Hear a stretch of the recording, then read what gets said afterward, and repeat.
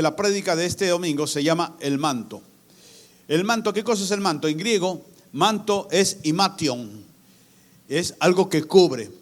Y el manto, como todos ya tenemos la idea, el concepto muy claro, el manto cubría la cabeza y hasta los hombros. Debajo el hombre o la mujer tenía su túnica, pero había un manto que cubría su cabeza y cubría también sus hombros. Recordar una parte que está en Primera Reyes 19:19, cuando el profeta Elías, por dirección de Dios, encuentra a Eliseo, que no estaba en esos tiempos ni en una escuela de profetas, ni estaba ejerciendo el oficio, el trabajo, la profesión de profeta, pero Elías lo encuentra en Eliseo, y Elías, ¿qué es lo que hace? Le puso su manto sobre Elías, ¿de acuerdo?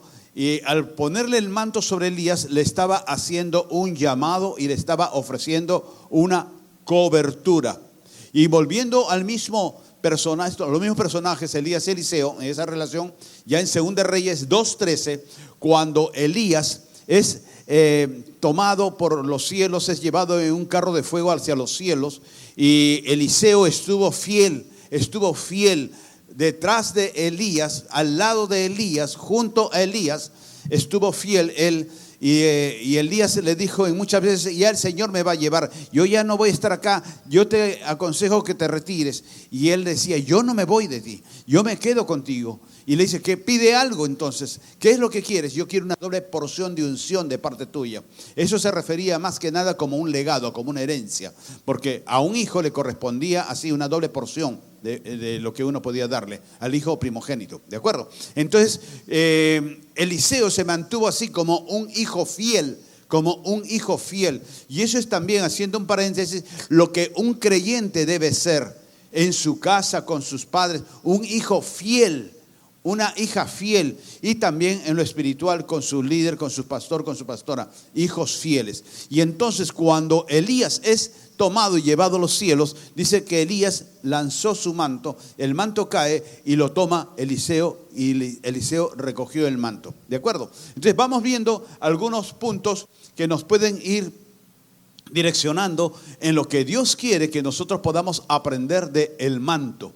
El manto, el imation, que el Señor también nos quiere enseñar. En esos tiempos, incluso la graduación, cuando hay en las universidades y también se hace en los colegios, y que salen con una toga, también acá se ha hecho con una toga. Eso es el origen de eso, viene también en cierta forma del manto, del imation, porque en el imperio romano, en el Antiguo Testamento, en los tiempos del Antiguo Testamento, también los senadores romanos, ellos usaban un manto que los distinguía. Ellos, para estar en el Senado, los senadores, para nosotros el Senado es el Congreso de la República y cosas por el estilo, pero los senadores de esos tiempos, para Roma, para el Imperio de Roma, eran los ancianos, eran los asesores, eran los consultores del César, eran los que estaban más cerca, no solamente a las leyes del Imperio Romano que se estaba estableciendo, sino estaban más cerca también en cuanto a que eran ancianos, a las tradiciones y a las costumbres, y asesoraban al César, ¿de acuerdo?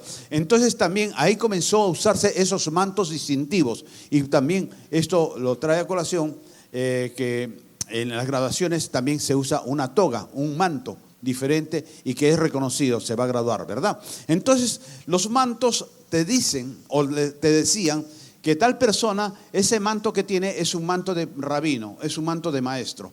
Esa persona con ese manto es un manto de profeta.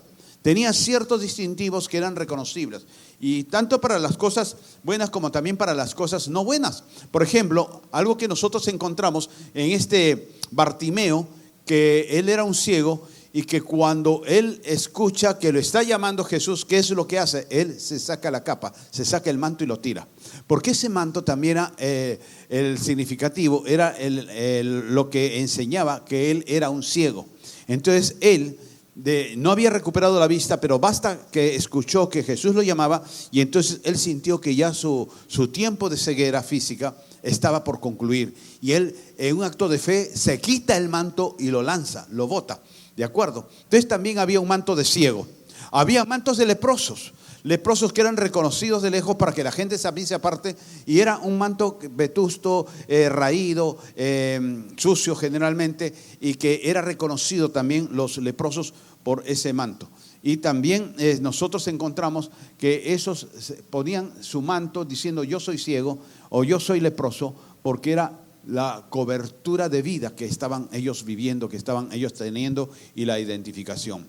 Regresando a los pasajes que hemos estado leyendo, nosotros encontramos que este Bartimeo significa hijo de Timeo, estaba sentado junto al camino mendigando. Un ciego no tenía otra forma de vida más que la de mendigo. Y haciendo un paralelismo con nuestra vida, la persona que es ciega en el espíritu, lo único que hace es mendigar de los rastrojos que el mundo nos tira. Y nos nutrimos muchas veces con esas migajas que el mundo nos echa. ¿Por qué? Porque dice la palabra del Señor que conoceréis la verdad y la verdad os hará libre. ¿De acuerdo? Pero a muchos no nos gusta. Como seres humanos no nos gusta conocer la palabra de Dios. Porque tenemos nosotros el mal concepto que en el Señor todo es color de rosa y todo es hermoso y todo es bello y me va a hacer millonario. Es el mal concepto que muchas veces la persona tiene cuando se acerca al Señor. Pero cuando el Señor te dice esto es bueno para ti, esto hazlo, esto no lo hagas. No nos gusta el no lo hagas. No nos gusta que nos digan lo que debemos y lo que no debemos de hacer. No nos gusta que nos direccione una iglesia, unos pastores, unos líderes que nos disipule, que nos forme en el comportamiento, en la forma de vida que debemos operar, que debemos tener. Y esto ha sido siempre. Ustedes saben y recuerdan que Jesús tuvo 12 discípulos. Uno le traicionó, uno le falló, ¿de acuerdo? Pero cuando Él estaba en la cruz, ¿cuántos estuvieron de los 11 que quedaban? ¿Cuántos estuvieron con Jesús? Ninguno. Todos se escondieron y todos se fugaron y todos se fueron porque tuvieron miedo, ¿de acuerdo? Y nosotros encontramos lo que hace unos momentos yo estaba diciéndoles, ¿no? Sobre personas hijos que son fieles en los tiempos buenos y aún en los tiempos malos. Uno debe ser fiel a ese padre, a esa madre que Dios nos permitió tener, no porque han sido perfectos, sino porque Dios nos dio esos padres y uno tiene que ser fieles a ellos.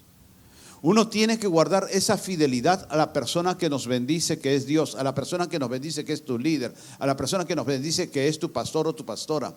Y no por el hecho de que ellos van a decirte en una dictatorial lo que debes y lo que no debes hacer, porque se espera y se supone y se confía que ese pastor espiritual, ese líder espiritual, lo que te dice que hagas, lo dice por tu bien. Un padre le aconseja a su hijo o a su hija cuando son niños por su bien, que no haga tal cosa por su bien.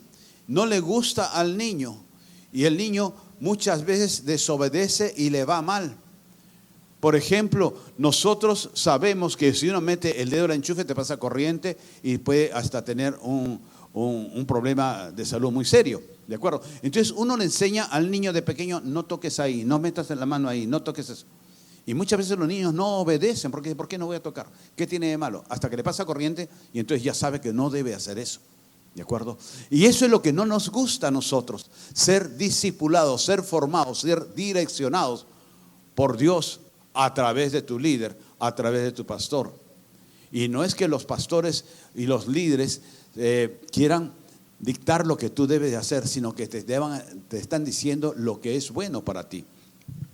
Cuando nosotros encontramos que lo que nos enseña que este hombre Bartimeo, ya un hombre adulto, y estaba sentado en el camino mendigando, y nosotros cuando somos ciegos y queremos vivir ciegos a la vida que estamos enfrentando, que estamos tomando, que estamos caminando, estamos mendigando lo que el mundo nos quiera tirar como si fuéramos nosotros aves carroñeras, que nos tiran qué cosa, sus desprecios, nos tiran las cosas que no les interesa, las cosas que no sirven. Y comenzamos nosotros a imitar los modelos vetustos del mundo, creyendo que eso está bien. Y la semana pasada creo que yo les decía que en el mundo, en las empresas mismas, y la gran mayoría de las empresas, si no son todas, viven de las ventas. Y cuando tú eres una persona que les produce, te aplauden y te dan títulos y todas esas cosas. Pero cuando tú estás mal, te dan la espalda y te quedaste solo. Porque para las empresas, el trabajador es un fusible. Mientras le rinde, está ahí. Cuando no rinde, sacan el fusible y le ponen otro. Y esa es la triste realidad. Entonces nosotros, y hay personas, mis amados, que también cuando no tenían nada, como yo decía hace unos momentos en las ofrendas, cuando no tenían nada, estaban dándole al Señor, y no estoy hablando solamente de la parte económica, le estaban dando al Señor oración, clamor, tiempos de intimidad con Él, servicio al Señor le daban a Dios. Pero cuando ya comenzaron a emplumar sus pechuguitas y sus alitas comenzaron a emplumarse, no, es que no tengo tiempo, es que la verdad no. Yo sé que hoy día, por ejemplo, hay muchas personas que no vienen al servicio, es que no tengo tiempo, que tengo que lavar mi ropa porque yo trabajo todos los días de lunes a sábado y entonces el domingo tengo que lavar mi ropa, yo tengo que estar en mi casa, yo tengo que descansar, levantarme y poder tomar mi desayuno tarde, desde las 10 de la madrugada hasta las 12 de la madrugada, ahí tomo mi desayuno y no viene. No, es que estoy muy cansado, está bien. Todos tenemos que descansar y cuidar nuestro cuerpo, pero para Dios solamente te pide a la semana un servicio de 2 horas. 2 horas en todas las horas que tiene la semana para servir al Señor, igualmente en cafetería, en ujieres, en lo que sea. El servicio al Señor es lo primero, es la prioridad. No, es que este domingo no es que salió sol, no, yo no puedo servir cuando hace sol, no. Pero antes sí. Yo veía personas antes, adultos y jóvenes, que ellos les encantaba el servicio y estaban mucho antes, como los servidores presentes, estaban mucho antes de empezar un servicio, estaban ahí para ayudar, para servir, para poder trabajar en el local, en el lugar del Señor. Pero sin embargo, cuando ya tienen algo, no, es que no puedo servir, eso no es mi llamado. Llámeme para predicar. Uno de estos días le puedo ofrecer mi dádiva de predicación, pero para servir en limpiar un baño, en cuidar un baño, en cuidar a los chiquitos de por allá, no, eso no. En poder atender en la cafetería, no. Ahora estoy muy ocupado. Que Dios saque cita conmigo. Nos olvidamos de eso. Yo valoro mucho. Miren, ¿saben cuál es mi sueño, mis amados, a ustedes que están en la alabanza? ¿Saben ustedes cuál es mi gran sueño? Yo le decía el otro día que, por ejemplo, este 31 no va a haber aquí ninguna pachanga, no va a haber nada. Y más que nada, también lo hago por respeto a los servidores. Porque ellos, la iglesia los convoca y ellos están. En el día que sea, si sea su cumpleaños, en el día festivo que sea, en el feriado, ellos están. Salvo algunas veces que tienen que viajar o atender algo de sus familias. Pero ¿saben cuál es mi sueño? Realmente es poder tener un día de honra a los servidores, a los siervos. Yo sé que ahí se involucra a todos los que están en los diversos servicios, desde los levitas hasta Lujier, hasta los hermanitos que están allá en el pasaje, viéndolo en los carros. Y poderlos honrar con una cena a ustedes. Pero ahorita no se puede hacer eso. Porque si yo quisiera hacer eso, ustedes se pueden imaginar cuánto nos saldría una cena para 200 personas o más de 200. Yo sé que son como 200, pero le digo, vamos a hacer una cena para los servidores, aparecen 500. Yo soy siervo. Hermanito, ¿usted cuándo se convirtió? Hace 30 años. Pero nunca lo he visto en la iglesia. Es que yo soy del servicio secreto. No. Pero mi deseo es eso que espero un día poderlo cumplir, de poder hacer así en estos tiempos que todos se reúnen, las empresas y todas esas cosas, para poder honrarlos a cada uno de ustedes, los servidores. Honrarlos como se merece y llevarlos, no donde la tía Melba, sino llevarlos a un buen restaurante para que se sientan y que podamos tener un tiempo así. Vamos a ver, es un sueño que yo tengo desde hace tiempo. Entonces, nosotros encontramos que depende de nosotros, que tenemos que involucrarnos con el Señor y meternos bajo el manto de Elías, bajo el manto de Jesús, bajo el manto del Señor. Nosotros podemos ver, seguimos viendo acá en la palabra, esta parte a mí me encantó, el versículo 47 y 48. Bartimeo no veía, estaba mendigando lo que la gente le diera, pero él escucha que viene Jesús Nazareno. ¿De acuerdo? Él no lo vio a Jesús. Y cuando él escucha que venía, dice Jesús Nazareno, comenzó a decir: Jesús, hijo de David, ten misericordia de mí. Y la gente cucufata sacaron sus rosarios y dicen: qué barbaridad, va a incomodar al maestro, qué horrible, qué faltamiento de respeto de este ciego, andrajoso, cochino, que ni siquiera usa desodorante. Mira, sus alacranes están vivos ahí. Y agarran y lo reprenden y dicen, lo reñían, dice que se callara. Y él, ¿qué cosa hizo? Dio mayores voces diciendo: ¡Hijo de David, ten misericordia de mí! Eso es para los ciegos que se están durmiendo. Para los que les dice a grito pelado: yo no veo, pero sí hablo. Yo no veo, pero sí escucho. ¿De acuerdo? Y acá esto nos puede traer una referencia, que hay personas ahí que veían, que miraban, que hablaban, que caminaban y todas esas cosas, pero Dios, que venga el Nazareno a ver qué nos va a decir, qué nos va a hablar, con qué nos va a bendecir. Pero sin embargo, este que no veía, estaba privado de la vista, posiblemente desde niño, pero sin embargo él sintió que esa persona era el hijo de David. Es como, era un título, era un nombramiento de distinción. Al decirle hijo de David, le está diciendo descendiente del rey David, de aquel hombre conforme al corazón de Dios, que Dios Padre lo levantó. Y él le está poniendo ese nombre, ese título. Se lo dijo alguien le contó, él vio su currículum vitae de Jesús. No, pero él lo obtuvo por revelación. Y nosotros no necesariamente vamos a tener el don de la vista espiritual, el discernimiento espiritual. No necesariamente vamos a ser graduados en exegesis y apologética en las redes teológicas, que no es malo, es bueno. No necesariamente vamos a tener la experiencia de ser predicadores de 30 años, pero tenemos la revelación del Señor en nuestros corazones, de reconocer lo que viene de Dios y lo que no viene de Dios. Y lo que no viene de Dios, así esté enquistado nuestro hijito, nuestra hijita preciosa, pues nosotros poner un margen y poner las cosas en claro, y poder nosotros abocarnos a las cosas del Señor y buscar de la presencia de Dios, porque Él es el que te va a sacar de la mendicidad del mundo. No vas a tener que estar mendigando del mundo, de tus necesidades, sino pidiéndole a Dios. No mendigar a Dios, pidiéndole a Dios de lo que tú necesitas, que Él sabe que lo necesitas.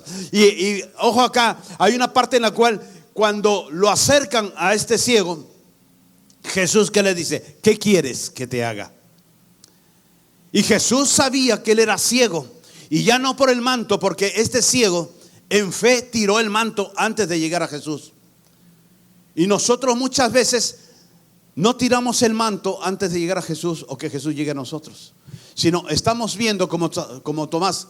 No, ver para creer. No. Mientras yo no vea acá las cosas contantes, ahí no doy. Mientras yo no vea los ingresos que se me duplican o se me multiplican por 10, yo no voy a dar. Yo daré cuando ya tenga. Que Él me dé primero y yo después le doy a Dios. Cuando no vea las cosas tangibles aquí en mi vida, entonces yo conmigo así de lejitos nada más, llego el domingo tarde al culto y me voy temprano. Eso es un religioso. Cuando uno no tiene el deseo, la pureza de poder reconocer a Jesús como el Hijo de David, el Señor de señores y Rey de reyes. Y cuando nosotros teológicamente, doctrinalmente lo podemos reconocer, claro, Jesús es la parte de la Trinidad, es el Hijo de Dios vivo y es nuestro Salvador. Sí, yo lo creo, pero vívelo. Tenemos que vivir esa relación, el reconocer a Jesús como nuestro Señor, como lo hizo este hombre ciego, que él no veía, pero sabía delante de quién iba a estar.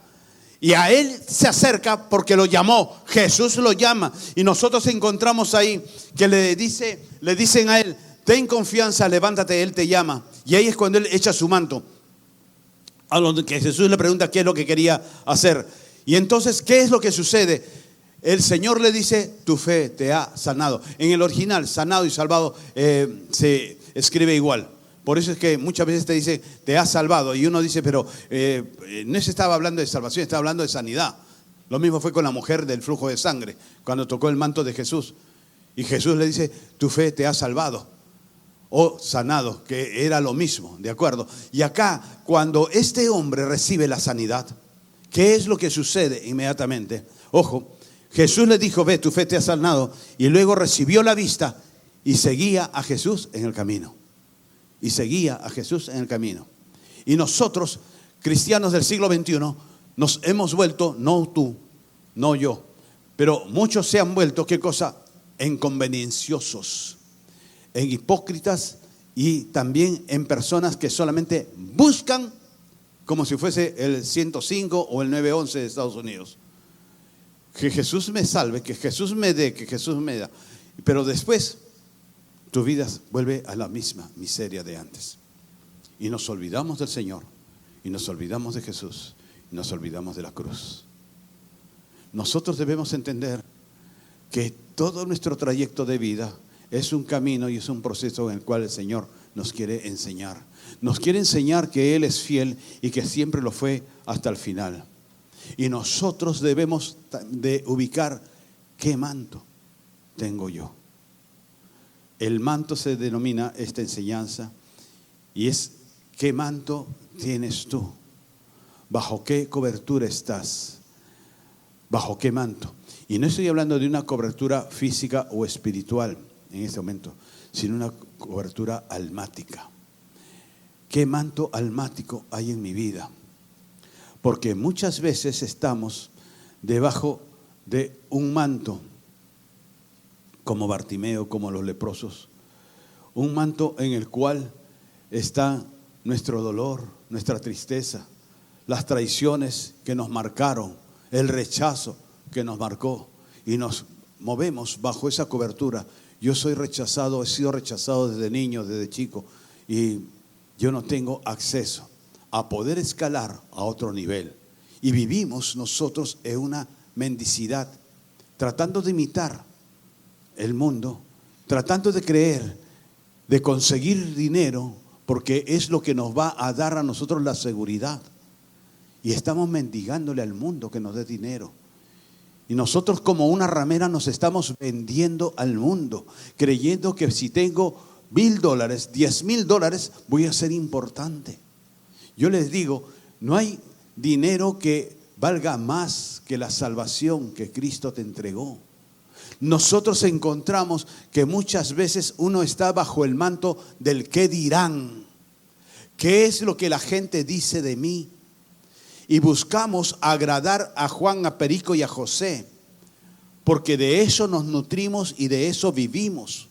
Estamos bajo un manto de lo que dicen de mí. Y poder nosotros agradar y que tengan adjetivos calificativos positivos sobre mí, que es lo que me va a alimentar y lo que me va a dar seguridad. Y nosotros vivimos por el manto de lo que dicen y lo que opinan de mí. Yo he visto personas que se han venido de narices, de bruces se han venido, porque procuraron en sus vidas quedar bien con el entorno social, laboral, eclesiástico.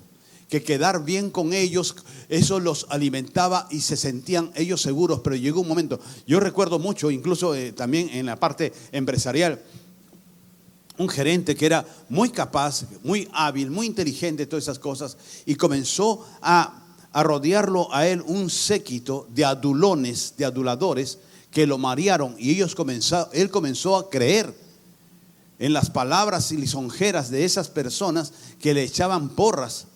Un día ellos se salieron y el gerente cayó porque lo traicionaron, porque esa gente no son fieles. Un adulador no es fiel, simplemente trata de vender una imagen para poderse colgar de ti. Nosotros tenemos que buscar el reino de Dios y su justicia, como dice la Escritura, y todo lo demás, ¿qué cosa? Será dado por añadidura.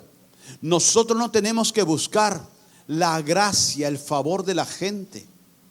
Yo recuerdo también en la empresa que estuve, un amigo, compañero de trabajo, también lo llegan a ascender a él y cuando lo ascendieron cambió completamente.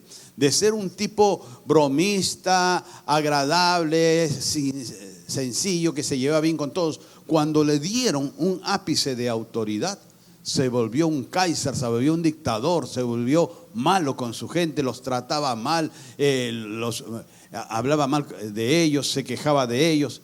Y yo le dije, ten cuidado, no seas así, porque ellos tienen errores, sí, pero son corregibles y no para que los humilles, no para que los trates mal. No, Reinaldo, que tú eres diferente, pero yo no tengo por qué tratar de caerle bien a nadie. Yo no tengo por qué agradar. No es que le caigas bien a ellos, sino que no seas injusto con ellos. Porque si yo te digo, como si fuese el gerente de la empresa, para mí es más fácil sacarte a ti que sacar a 10.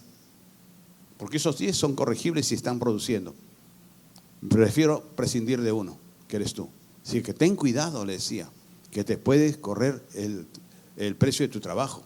Y dicho hecho, la gerencia un día lo sacó a él, porque la gente ya no quería trabajar con él. Y eso sucede también dentro de las iglesias eclesiásticas, en el iglesia de crecimiento que podemos nosotros también estar inmersos, y que también tenemos iglesias celulares. Cuando un líder pierde la brújula, cuando un líder pierde la visión y se ufana y se enseñorea en sí mismo y se cree que está para mandar a patadas y a empujones a la gente y tratarlo en forma despectiva, esa gente comienza a decir, y yo les digo porque a mí me han dicho, yo les decía, bueno, no es el único líder, tenemos 200 líderes en la iglesia, cámbiate de líder. Y comienza la gente a cambiarse de líder y a salirse de él y a salirse de la otra, y se va quedando solo y deja de ser líder, porque ya no tiene gente que liderar. Entonces nosotros tenemos que cuidar a las personas que Dios nos da y sobre todo cuidarnos nosotros. ¿De qué manto tenemos nosotros? ¿Un manto de soberbia, de orgullo, de autosuficiencia? ¿O un manto de sencillez y de humildad? Algo que la palabra de Dios también nos enseña, que el Señor Jesús dijo que de los niños es el reino de los cielos. Que uno para poder entrar al reino de los cielos tiene que volver a ser como niño. Y en los niños, ¿qué está? La sencillez y la humildad. El ser enseñable. Por ejemplo, la niña esta que tengo acá adelante, llamada Sofía. Su mamá le mete un grito y ella se corrige a veces, y si no, le cae. Entonces ella sabe que tiene que corregirse y obedece, ¿de acuerdo? En cambio, cuando una persona ya tiene 15, 20 años, 25 años, anda, corrígela. Si es una planta que creció torcida, después no va a poder ser corregida. Y no nos gusta ser corregidos. No nos gusta que nos digan, oye, esto no está bien, no lo has hecho bien. No, es que a ti te parece, es que yo lo veo diferente, es que tú tienes otra versión. Y comienza uno a forcejear, pero no es enseñable. Para uno entrar al reino de los cielos, uno tiene que ser como niño. Tiene que volverse niño. Tiene que volverse como un niño, como un adolescente, que es sencillo, que es humilde y que está dispuesto a escuchar y a obedecer lo que se le aconseja. No que se le manda, lo que se le aconseja. Entonces, en eso nosotros tenemos que trabajar. ¿Soy enseñable? ¿Estoy bajo un manto de discípulo o estoy bajo un manto de autosuficiencia? Nosotros tenemos que ver qué manto está sobre nuestra cabeza, qué manto está sobre nuestros hombros. Nosotros podemos tener un manto de lo que te hicieron, del daño que te hicieron. Hay personas que han sido dañadas o que hemos sido dañados de niños por hechos o por dichos, y que hemos sido dañados y son marcados. Somos marcados hasta grandes. Yo fui marcado también de niño de parte de mis padres, y eso se fue corrigiendo con el tiempo, con los años y en el cristianismo. Pero cuando uno no quiere reconocer que tiene un manto de lo que nos ha dañado, entonces nunca somos sanados. Hay personas que conviven con su desgracia, con su miseria, con la mala vida que tuvieron que vivir, que enfrentar, y viven hasta viejos y mueren así, porque no quisieron un día abrir su corazón y decir: esto es lo que tengo. Este corazón que tengo lo tengo dañado, lo tengo con una cicatriz desde cuando yo era niño, desde cuando era niña. Pero cuando somos adultos, nosotros queremos ponerle una costra. Pero yo te digo, cuando tú tienes una herida y le quitas la costra, sangra, porque esa herida no fue debidamente cerrada, no fue debidamente cicatrizada. Nosotros tenemos que ver que el manto a veces del daño que nos hicieron, de lo que nos dijeron, tenemos que sanarla ante el Señor Jesucristo, pero tenemos que aceptarla, tenemos que reconocerla. Cuando hemos sido profundamente dañados, no nos gusta aceptarla, no nos gusta reconocerla, no nos gusta volver a ese ayer en poder ver qué es lo que pasó en esa infancia. Hay una película muy hermosa que a mí me encantó cuando estábamos en América del Norte, la pasamos creo que 2 veces, que es con Bruce Willis, y es Encuentro conmigo mismo. Y es muy hermosa porque no es cristiana, pero es la realidad. Y el otro día escuchaba una prédica de Dante Gebel y también sacó unas imágenes de esa misma película. Entonces es porque se trata de un hombre soberbio, arrogante, y llega un momento que se encuentra con un niño de 10 años y era él mismo en la etapa que fue afectado por sus padres. Y eso lo llevó hasta la edad adulta. Y muchos hombres, muchas mujeres viven así, afectados por algo que te hicieron, por algo que viviste. Nadie va a celebrar el daño que te hicieron, pero tú no puedes estar arrastrando tu manto de herida por los siglos de los siglos. Tú no puedes presentarte delante de Dios con un manto raído de dolor, que es también el manto de lo que tú hiciste, del pecado en que caíste. Hay personas que cometieron pecado muy profundo, muy feo, muy fuerte, ¿de acuerdo? Pero pasa la página y no quiere restaurar esa área. No quiere reconocer: yo fui pecador, yo pequé, yo caí en eso. Sino simplemente: no, es que no fue tanto así, es que les parece, es que han exagerado la cosa y no es eso. O si no, que se sienten culpables por siempre y dicen: no, es que mi pecado fue tan grave que Dios no me va a haber perdonado eso. Y uno vive arrastrando ese manto de pecado, ese manto de error que tuvimos. El manto que les decía de no podré también. Cuando uno se siente menos que otro y uno dice: bueno, otro sí les resultó, otro sí lo hizo y les salió bien, pero no, yo no creo poder hacer esto, yo no creo poder hacer eso, yo no creo poder sacarlo. Y el otro día escuchaba así rápidamente un testimonio de la Coca-Cola, que en el siglo, entrando ya al siglo XIX, cuando se inventa la Coca-Cola, un hombre millonario llevó de Latinoamérica, algunos dicen que de Perú, y que por eso los colores de la Coca-Cola son rojo y blanco, de eso no hay una ciencia cierta, pero que llevó el tema de los mates de coca que se toman en Latinoamérica y en Perú también, ¿no? Y lo llevó ya a Estados Unidos y que comenzó a hacer unas bebidas así de coca, de mate de coca, de té de coca. Y el contador de este empresario, lo probó y le gustó. Y el contador, Pemberton creo que se apellidaba el contador o el dueño, él agarra y comienza a ver la fórmula, los ingredientes, y él busca químicos y comienza a hacerlo, y él fue el que descubrió, el que instituyó la Coca-Cola, que hoy es una de las empresas más grandes y millonarias en el planeta entero, ¿de acuerdo? Entonces, quizás el otro tenía la capacidad económica, pero él mismo dijo: no, pero yo no podría hacer eso, porque no es mi rubro, no es mi línea de empresa de trabajo. Pero el otro dijo: yo sí lo haré. No tendré tanto dinero como mi jefe, pero yo sí lo haré, porque yo tengo la idea. Entonces nosotros debemos entender que Dios te habla a ti para que hagas algo en tu vida y por tu casa, por tu familia. Y no estés limitando la capacidad y el potencial que Dios pueda poner en tu vida para poder desarrollarte y desarrollar a los hijos y a los hijos de tus hijos.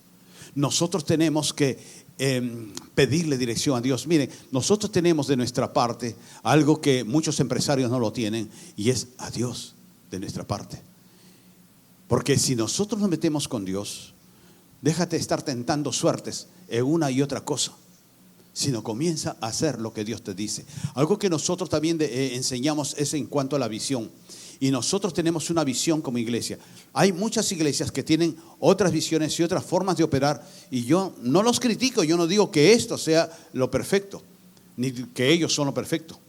Pero a ellos están en esos campos, en esos rubros. Pero nosotros tenemos una visión, nos movemos en nuestra visión, y con esta visión empezamos nosotros hace 25 años, y con esta visión el Señor nos ha bendecido, porque llegaste tú, llegó el que está delante tuyo, el que está atrás tuyo, llegaron todos ustedes. ¿Por qué? Porque nosotros somos fieles a una visión que Dios nos dio. Y tratamos de honrar al que nos dio la visión, que es el Señor. ¿Y cómo lo honramos a Él? En obediencia y santidad. Porque dice que sin santidad nadie verá a Dios. Nosotros no queremos hacer un espectáculo para el mundo. Cuando estábamos incluso en Jorge Chávez, habían propuestas, y nosotros también siempre hemos estado con necesidades económicas.